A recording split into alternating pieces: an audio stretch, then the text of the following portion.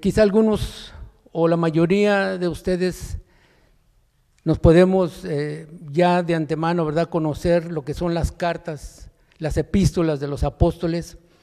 Y en esta ocasión el apóstol Pedro, ¿verdad?, él está escribiéndole a la nueva iglesia que se acababa de nacer. Era una iglesia de judíos que se había convertido al cristianismo. Prácticamente Pedro estaba cumpliendo con la comisión que Jesús le había dado a Pedro. ¿Se acuerdan que les dijo, si me amas, cuida de mis ovejas, apacienta, todo eso, ¿verdad? Y hay otra parte donde también le dice que cuando él iba a ser zarandeado, Jesús le dice, pero no te preocupes, yo ya rogué al Padre para que una vez más te restituya y cumplas con esta comisión. Entonces Pedro les escribe a los hebreos cristianos expatriados de la dispersión en la ciudad de Ponto, Galacia, Capadocia, Asia, Bitinia. ¿Con qué propósito? Con el propósito de exhortarlos y que sean de buen testimonio, para que haya firmeza como creyentes en Cristo y fidelidad, ya que tenían que tener perseverancia en los tiempos de sufrimiento. ¿Por qué, hermanos? Porque estaban sufriendo persecución, ¿ok? Entonces el propósito de esta carta de Pedro a esa iglesia de hebreos, que por supuesto también habían gentiles que se habían adherido a la iglesia, entonces les está dando una carta para exhortarlos a que permanezcan fieles en lo que habían creído. Sin embargo, eso fue hace 2000 años, ¿verdad? Entonces, para nosotros, ¿qué nos está enseñando? Porque esta carta es para la iglesia, ¿ok? Para nosotros. Entonces, para nosotros, hermanos, podemos entender de una manera aún todavía más amplia esta carta. ¿Por qué, hermanos? Porque al principio fue una persecución, digamos, física, una persecución donde los estaban, ¿cómo se le llama?, apartando, llegaban y los mataban, los encarcelaban a los cristianos de aquel entonces. Pero a nosotros, hermanos, si bien no vemos eso en este país, gracias a Dios, porque hay países donde sí hay persecución así, en países del Medio Oriente, inclusive países comunistas en el Lejano Oriente.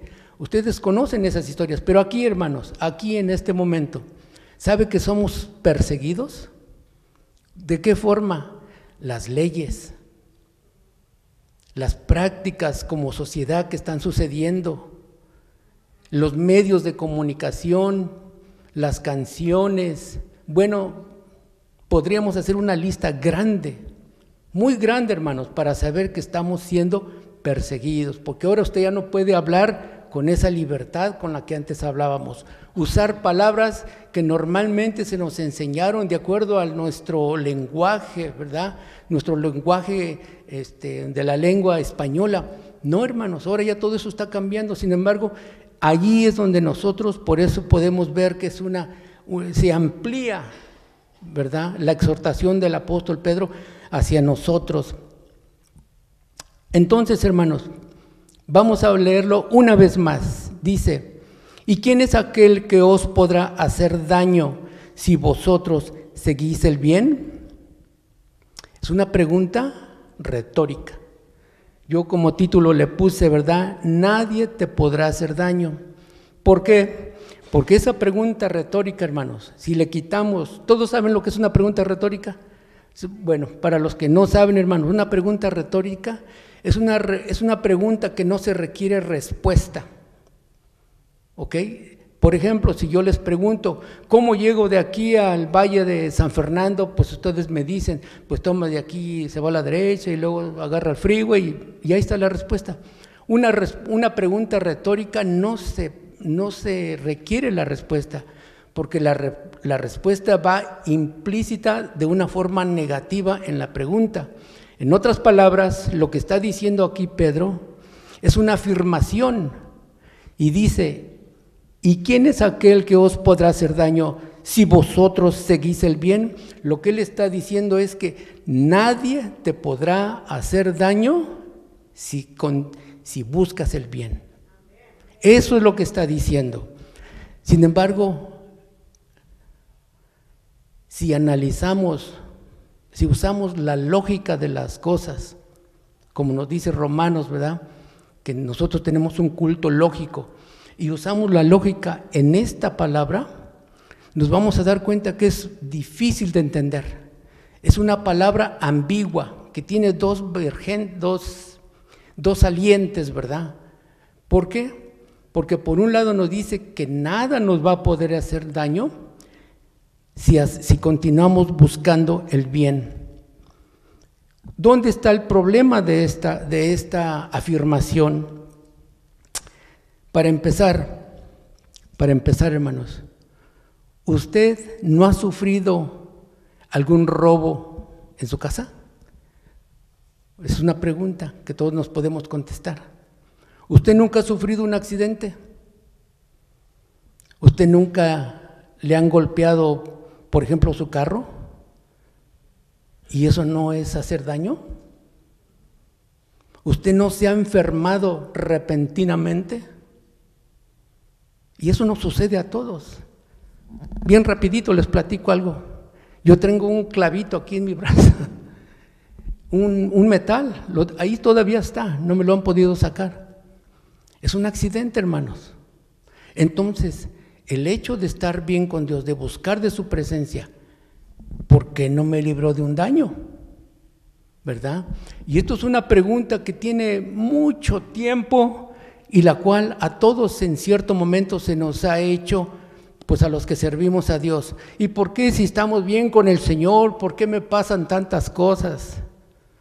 ¿Por qué se fue mi esposo? ¿Por qué mi esposa? Y viene la lista bien larga. Es una pregunta retórica, hermanos, que la verdad es que es difícil de comprender sin la palabra de Dios. Pero como nosotros conocemos la palabra de Dios, vamos a aprender a qué se refiere. Gloria al Señor. ¿Me van siguiendo, hermanos? Cuando Dios nos creó, hermanos, ya hemos hablado de esto en la vez anterior que el Señor me dio el privilegio. Cuando el Señor nos creó primeramente, ¿verdad?, el muñequito de barro, hizo el cuerpo. Entonces dice que le dio de su vida, sopló de su espíritu a esa figura, a ese maniquí, por decirlo así. Entonces cobró vida y nació el alma. Amén. Entonces, allí es donde empieza la explicación de ese verso. Mire lo que dice aquí, un detalle para ese, cuando Dios creó al ser humano. Cuando Dios nos dio la vida, hermanos, nos dio también nos dio en aquel tiempo a Adán y a Eva, les dio una orden, y todos conocemos, ¿verdad?, que se considera la primer ley para aquellos que había creado el Señor. Lo primero que les dijo es que no comieran de cierto fruto, de cierto árbol. Sin embargo, Dios le dio al hombre la libertad de poder decidir si obedecía o no obedecía. A eso es a lo que vamos a llegar en este momento. Mire lo que dice en 2 Corintios 5, 6 y 8. Disculpe.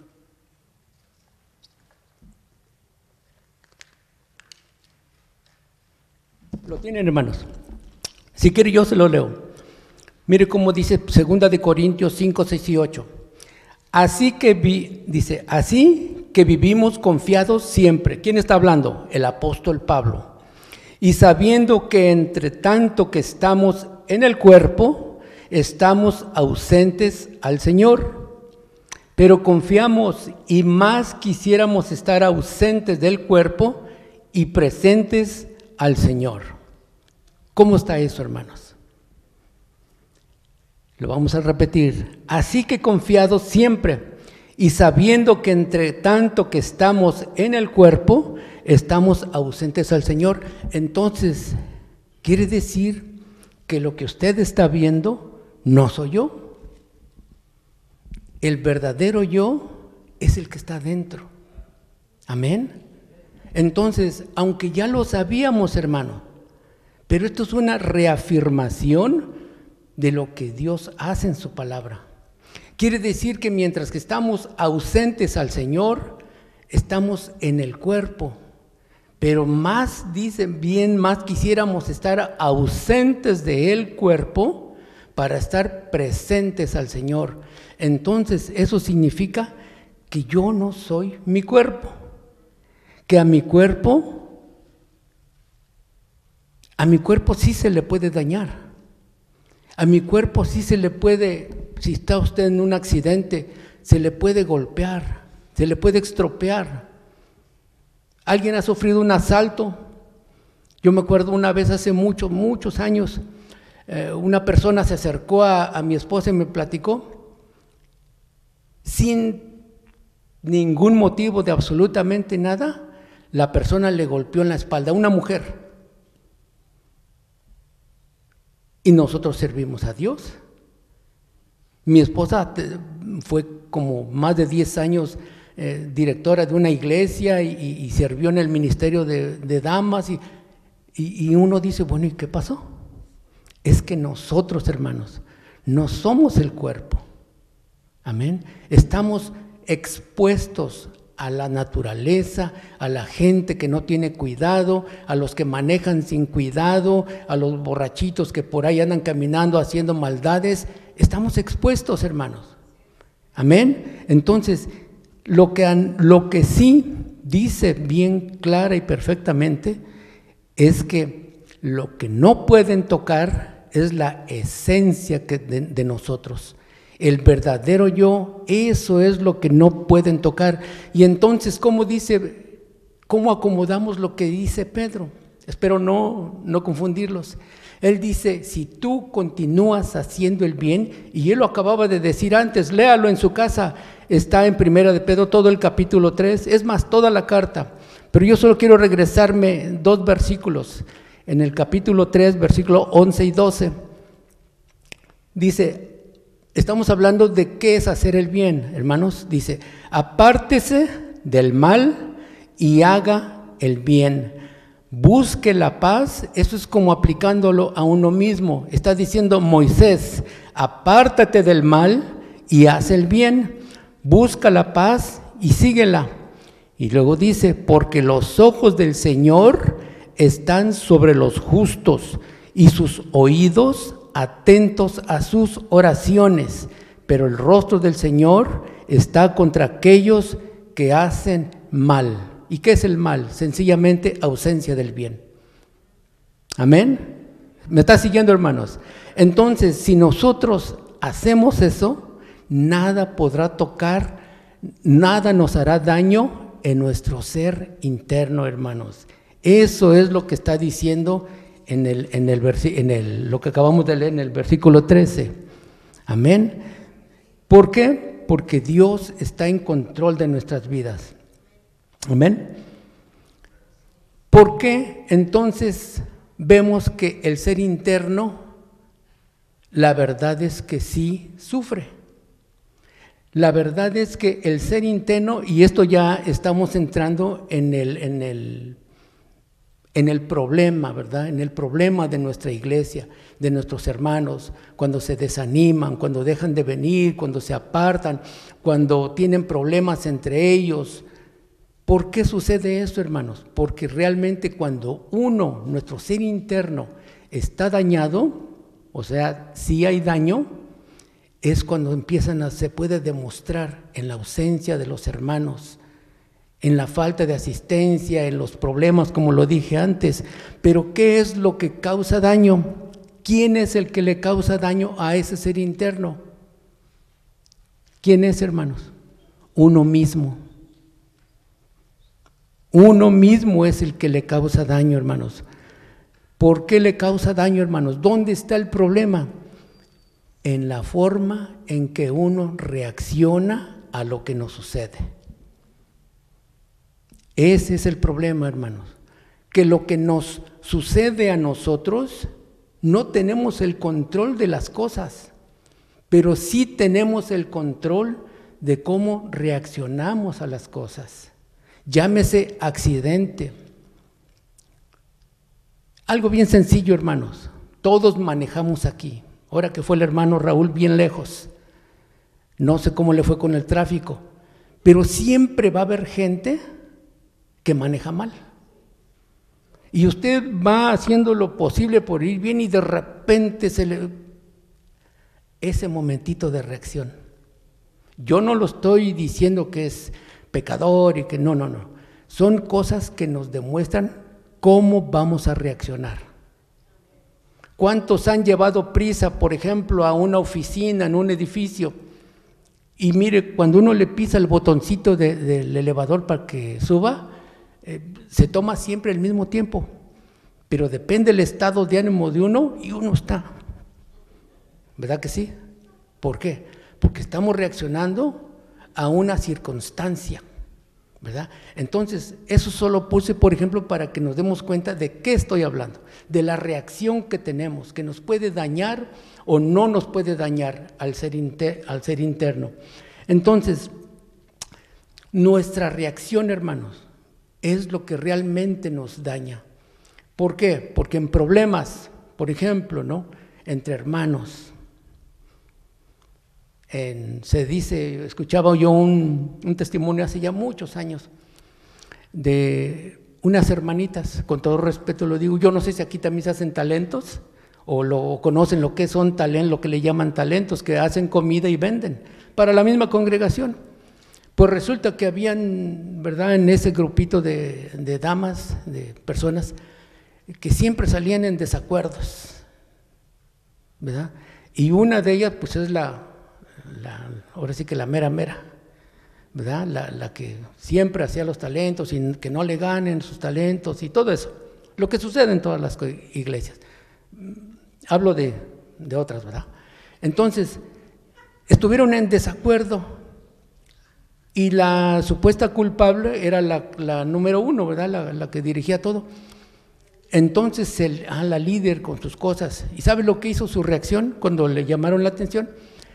Dice, sí, dice, pues entonces me llevo mis ollas y se llevó todas sus ollas, dice, a ver con qué hacen los talentos.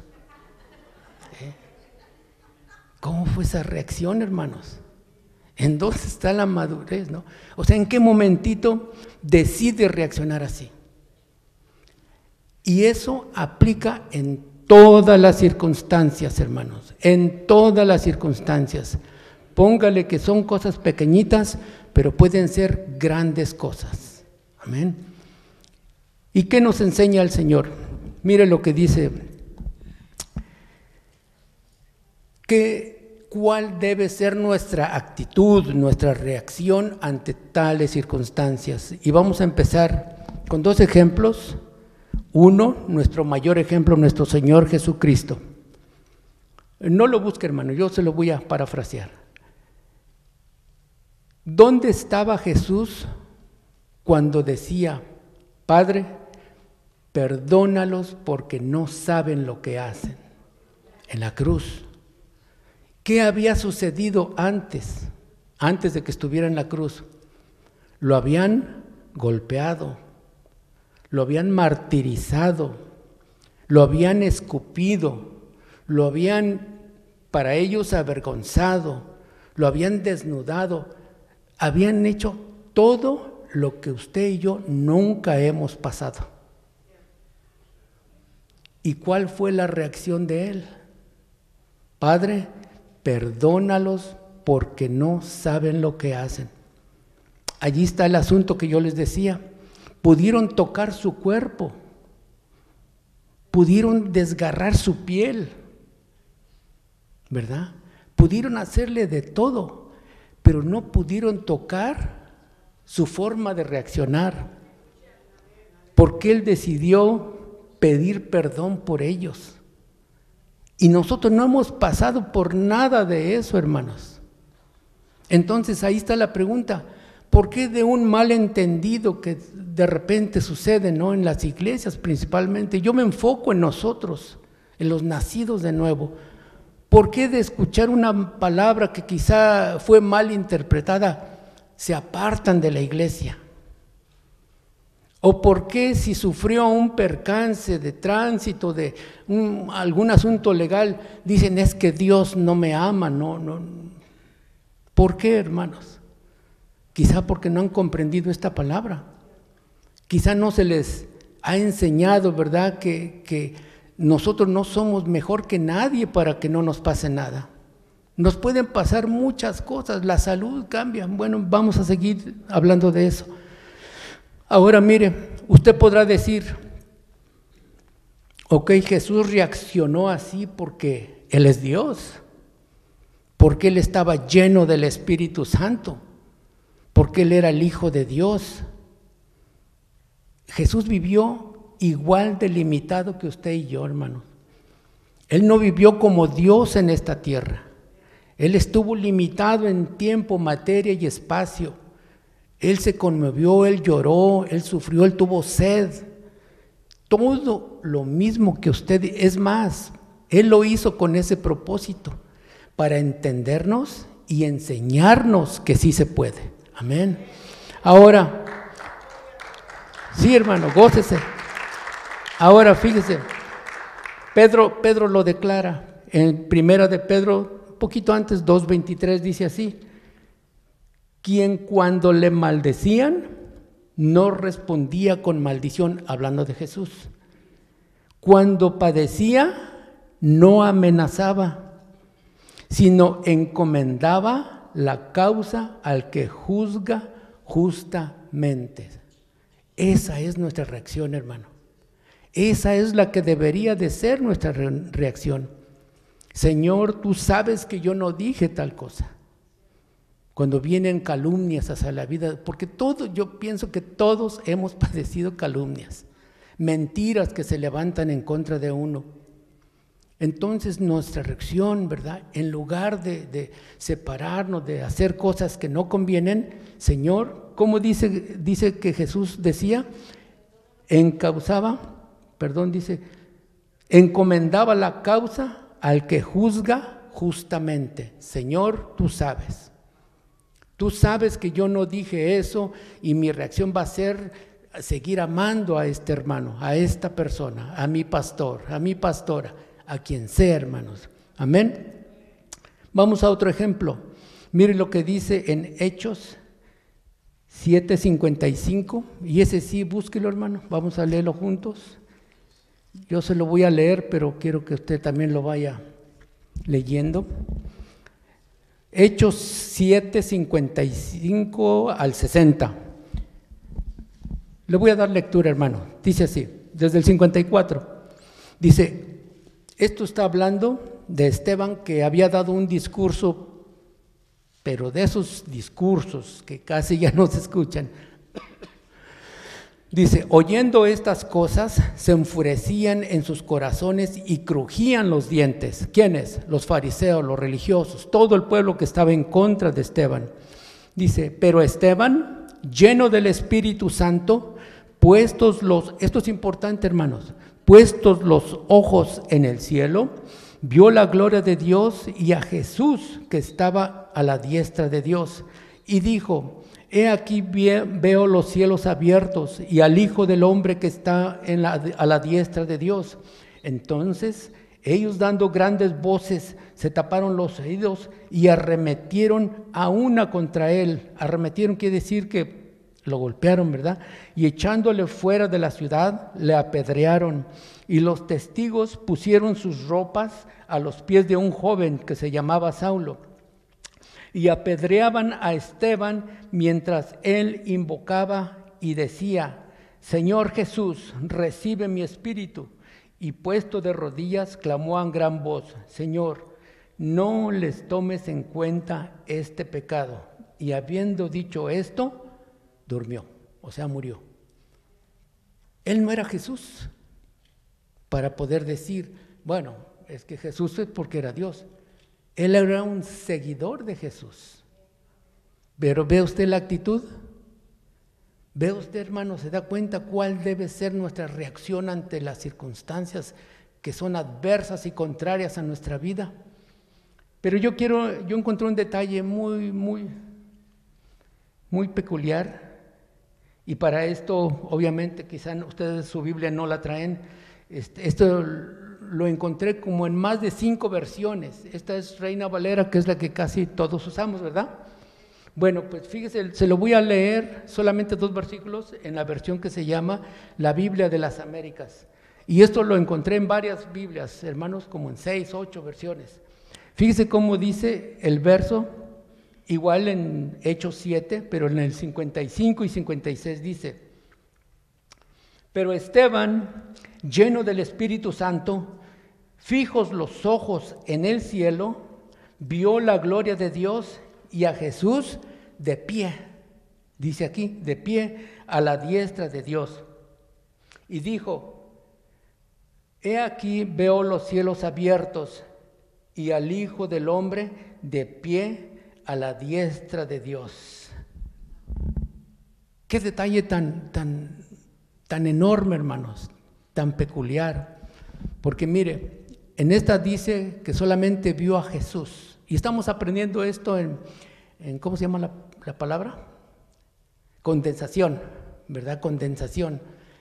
Aquí se condensó una palabra. Aquí está diciendo, en esta versión, que vio a Jesús a la diestra de Dios Padre. A la diestra es a su derecha, ¿verdad? Pero en las demás versiones dice que lo vio de pie, ¿verdad? Y esto es para nosotros, hermanos. Fíjese, ¿quién de ustedes ha tenido un pequeñito, ¿verdad? Un hijo, que en la escuela se destacó por algo, ya sea en un juego de fútbol, de lo que sea? Usted puede imaginarse de qué es, porque quizá lo hemos vivido, ¿verdad? Y su pequeñito en su casita ha sido calmadito, así medio quietecito, pero allí se destacó. Y al participar en ese juego, imagínelo, ¿verdad? Usted como padre, como madre, al ver que se destaca en lo que está haciendo y digamos, gana aquel premio, gana el primer lugar, lo mínimo que usted como padre o madre hace es ponerse de pie. Ese es mi hijo, ¿sí o no, hermanos? O como aquel hijo que fue a la guerra, ¿verdad? Y que regresa en los aviones cuando los traen a casa. Y el presidente de los Estados Unidos, ¿verdad?, regresa como un héroe. Lo mínimo que hace el presidente es decirle: soldado, aquí está tu medalla, eres un héroe. Y le da la mano y un abrazo y bienvenido. ¿Sabe que cuando Jesús, nuestro Señor, mira que usted hace su voluntad, en el sentido de reaccionar como Él quiere, como Él nos ha enseñado que reaccionemos, lo mínimo que hace el Señor es ponerse de pie y decir: eso es mi hijo, eso es. Esa es la reacción, hermanos, que el Señor quiere que nosotros tomemos siempre, que hagamos su voluntad, que no nada más tengamos a Jesús como nuestro Salvador, sino como nuestro Señor. Hay una gran diferencia, hermanos. El Señor nos salvó, sí, ya somos salvos. No participamos en absolutamente nada de eso. Es por gracia y lo recibimos por fe. Amén, gloria a Dios. Pero ahora que somos salvos, nos convertimos en siervos de Él. Entonces el Señor tiene un reclamo y dice: ¿por qué me llamas Señor, Señor, y no haces lo que yo te digo? ¿Qué es lo que Él quiere que hagamos? Que tengamos su carácter, hermano, que perdonemos. Amén. Sin embargo, comprendiendo su palabra, ¿cuáles son los recursos que nos deja? ¿Verdad? Porque es un poco fácil decir: oh, sí, tenemos que reaccionar como Él y ya. Pero ¿qué recursos tenemos? ¿Qué es lo que debemos saber nosotros para poder elegir cómo reaccionar? Miren, aquí hay no lo voy a leer todo, hice un pequeño print de una historia que encontré. Bueno, quiero ser sincero, esto no lo encontré yo. Estando estudiando, lo aprendí de un pastor que sacó este ejemplo y me gustó muchísimo. De un escritor, de un ¿cómo se le llama? Un psiquiatra, un psicólogo judío que vivió en la época de la Segunda Guerra Mundial. Él sufrió el holocausto nazi. A él le mataron absolutamente toda su familia. Él fue el único sobreviviente. Y él estando en esos cuartos, porque los primeros los torturaban antes de meterlos a las cámaras de gases, él se dio cuenta de lo que estaba sufriendo y él pudo después escribir un libro porque sobrevivió. Y solo quiero leer un párrafo.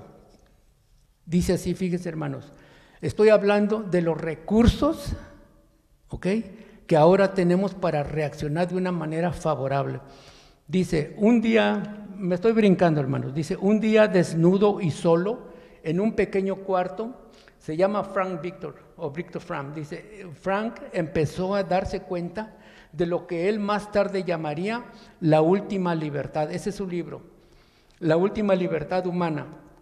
La libertad que inclusive sus guardias nazis no podían quitarle. En ese campo de concentración, sus guardias nazis le habían quitado todas sus posesiones, toda su familia, sus materiales y todas sus libertades tradicionales, o sea, lo que usted y yo gozamos. A Frank le decían cuándo podía dormir, cuándo podía caminar, cuándo podía comer y cuándo podía trabajar. Ellos controlaban su entorno y podían hacer lo que querían con el cuerpo de Frank.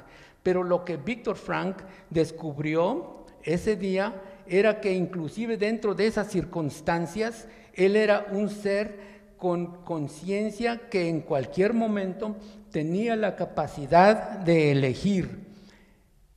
Sí, dice, él y solamente él podía elegir cómo todo lo que le ocurría le afectaría. O sea, él podía elegir cómo me afecta todo esto, lo que estoy sufriendo. Dice, sus guardias nazis no controlaban esto, porque lo que le ocurría o el estímulo y su respuesta a este estímulo, Victor Frank tenía el poder de elegir su reacción a este poder. A este poder Frank le llamó la última libertad humana, una libertad que todos los humanos poseemos y nadie ni ninguna circunstancia nos puede quitar. Eso es lo que Dios le dio a usted y a mí, hermanos. Cuando regresaba yo a la creación, Dios nos dio esa facultad de poder decidir cómo reaccionamos, obedecemos o no obedecemos, y eso está en la voluntad. Por último, este pedacito, me gustó mucho este párrafo, dice así, entre el estímulo es algo que está en nuestras emociones, ¿ok?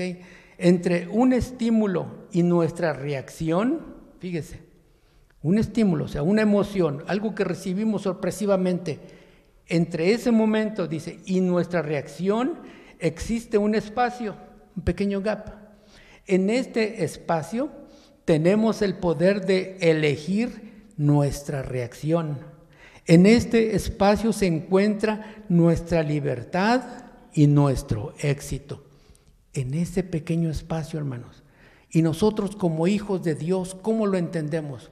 Que en ese espacio es precisamente donde el Espíritu Santo filtra todo lo que recibimos. Amén. ¿Cómo es eso, hermanos? Usted recibe una mala crítica, algo horrible en su vida, una calumnia.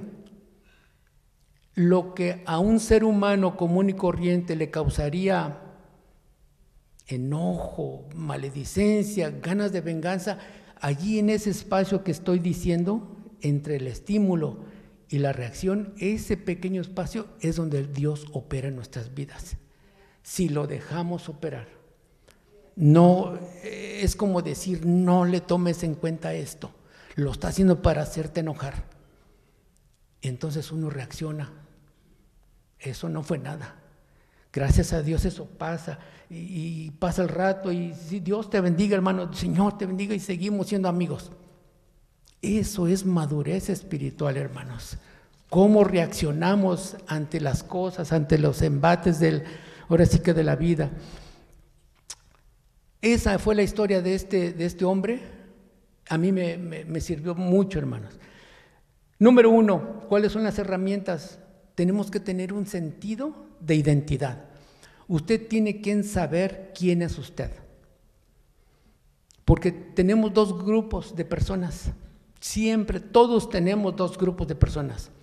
Quienes nos alaban, quienes nos aluden y quienes nos sobajan, nos critican y quizás hasta envidia.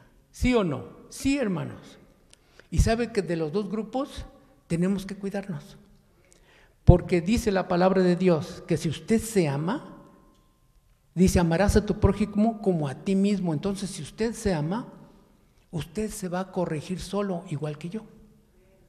Yo debo saber cuando hice mal. Yo debo saber si yo me amo cuando hice bien, aunque no me feliciten, aunque no me digan nada, sea en mi trabajo, sea en el hogar, sea en cualquier parte, hermanos. Es como el padre de familia. Fíjese, nosotros que hemos trabajado con los matrimonios, quien debe saber que usted es una buena madre es usted. No son los niños que le digan, porque los niños a lo mejor porque le concede cosas, van a decir qué buena madre tengo. Nosotros a nuestras hijas, gracias a Dios, las crecimos como Dios nos fue guiando que las guiáramos. Y claro, hoy hay sentimientos y quizá jugando lo dicen, tú nunca me dejaste ir a sleepover, tú nunca me... Lo ven como si hubiera sido una cosa mala.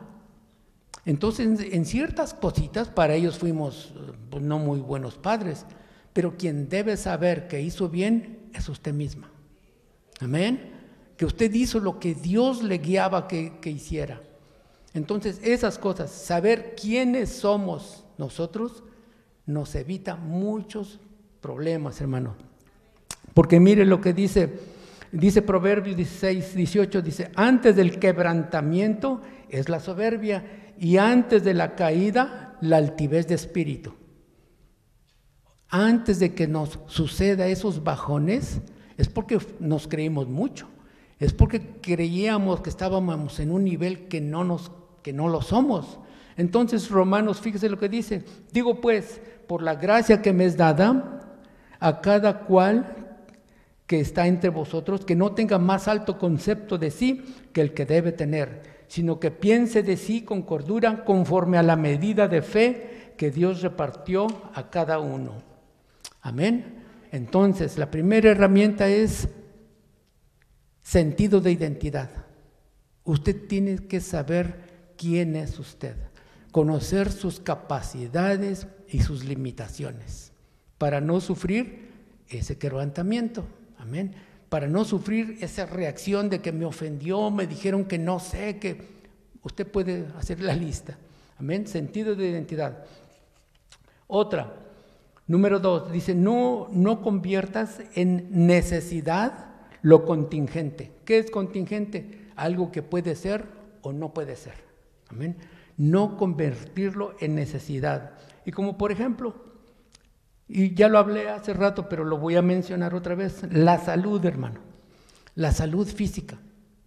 Eso es algo contingente. No importa que seamos hijos de Dios. Miren, hubo un testimonio hace muchos años en Santa Mónica, California, de un pastor que durante un ministerio como de 50 años, hermoso su ministerio, hermanos, maestro, predicador, evangelista, tenía bastante que dar a la iglesia.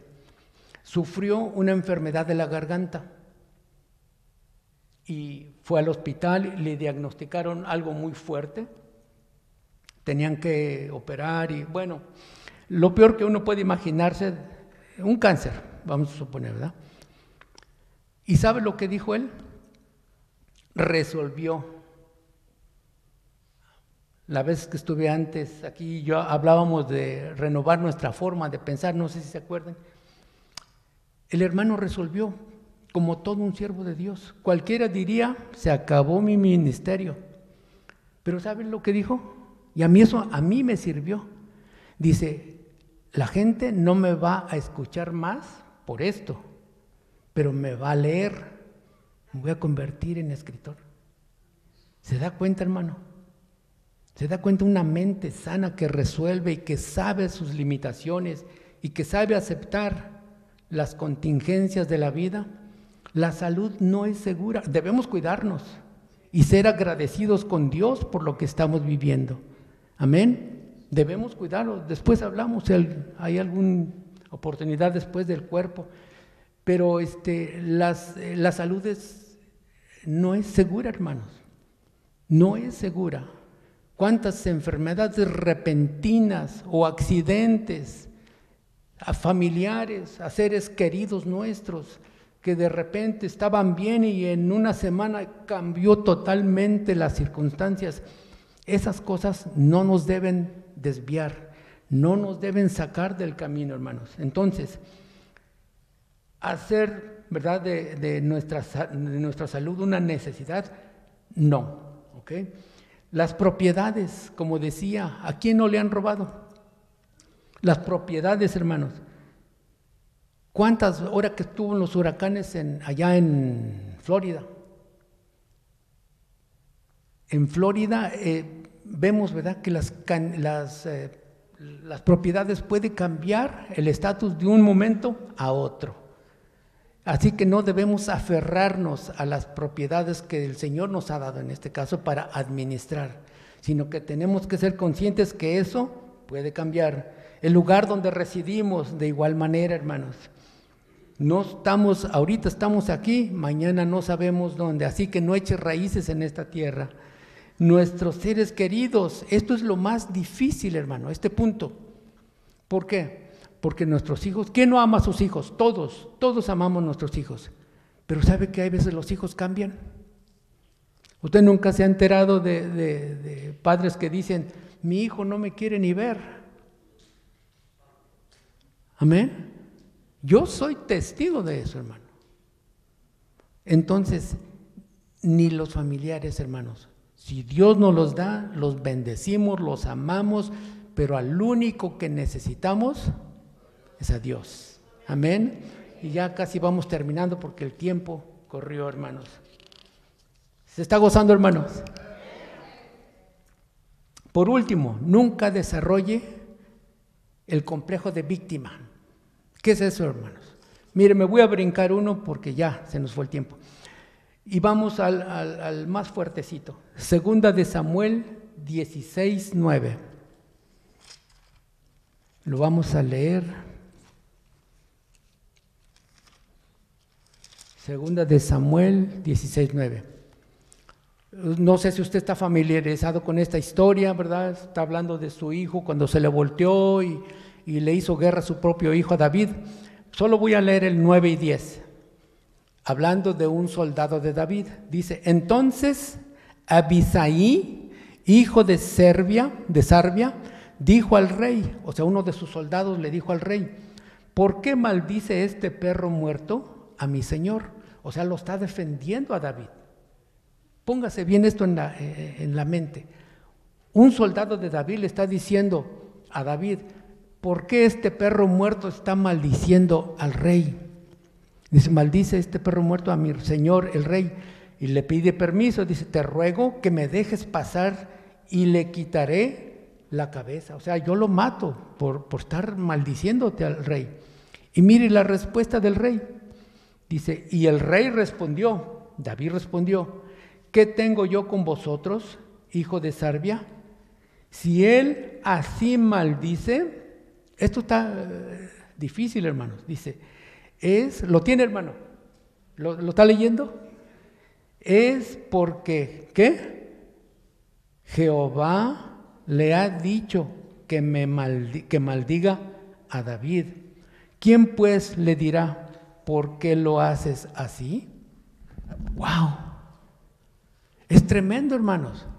En otras palabras, si me está maldiciendo es porque Dios le dijo que lo hiciera. ¿Quién eres tú para evitarlo?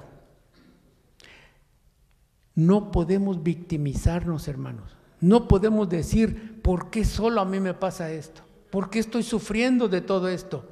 ¿Por qué? Dios es soberano, hermanos. Para comprender a Dios tendríamos que ser Dios. Amén. No podemos decir por qué. Aquí claritamente lo está diciendo David. Si así lo está haciendo es porque Dios le dijo que lo hiciera y tú no te metas. Amén. Hay veces el Señor quiere cambiarnos de rumbo, hermanos. Quiere llevarnos por caminos que debemos comprender más cosas que solamente Dios sabe que nos quiere enseñar. Gloria al Señor, hermanos. Así que, ¿cuál es la conclusión de nosotros, hermanos? Nadie te podrá hacer daño si tú insistes en hacer el bien. ¿Y cuál es el bien? El bien es estar en las manos del Señor. Amén. El hacer el bien, hermanos, estar en sus manos. Identificar ese momento que llega a nuestras vidas para decir, Señor, este es un momento en el cual yo quiero reaccionar como tú quieres que yo reaccione. Amén. Póngase de pie, hermano, y damos por concluido en este momento y espero que le haya servido de algo.